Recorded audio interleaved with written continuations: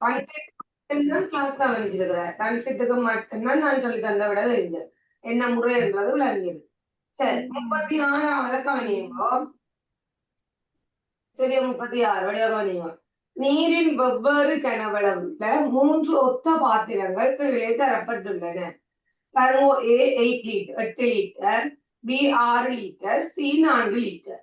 3 பாத்திரங்களிலும் உள்ள நீரின் கனவளவுகளை சமப்படுத்துவதற்கு பின்பற்றத்தக்க விரைவானதும் இலகுவானதுமான நடைமுறை.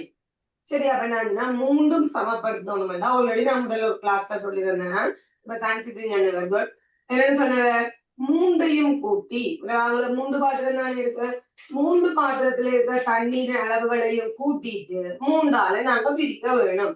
சரி அப்ப நாங்க கூட்டினோம்டா பிள்ளையார் 8 மாறும் 14, 14 நாளும் 18.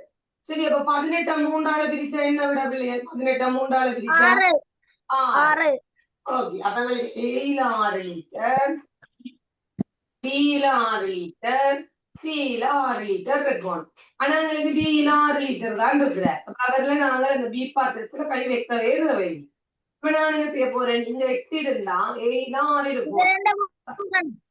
Very good. அப்ப நான் இந்த ஏயில இருக்கிற 2 லிட்டரை கொண்டு போய் சிக்கு கொடுக்க போறேன். அப்ப ஏயில நாங்க 2 லிட்டர் எடுத்தோம்டா 6 லிட்டர் ஆயிடும்.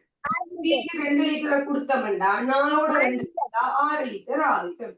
அப்ப இதுதான் நாங்க பயன்படுத்துற விரைவானதும் இலகுவானதுமான நடைமுறை. அப்ப முதலாவது விட பாத்திரம் A இருந்து பாத்திரம் சிக்கு நீரை இட்டு இரு பாத்திரங்களிலும் உள்ள நீர்க்கிணறுகளை சமப்படுத்துகிறார். எஸ் அவங்களுக்கு என்ன ஆன்சர்? முதலாவது ஆன்சர். சரி அவர்களுக்கு வாசிச்சு மீனக்கடை தேவையில்லை. என்ன அப்ப பார்த்தோன்னே முதலாவது ஆன்சர் கிடைச்சிட்டு அவ முதலாவது விடு.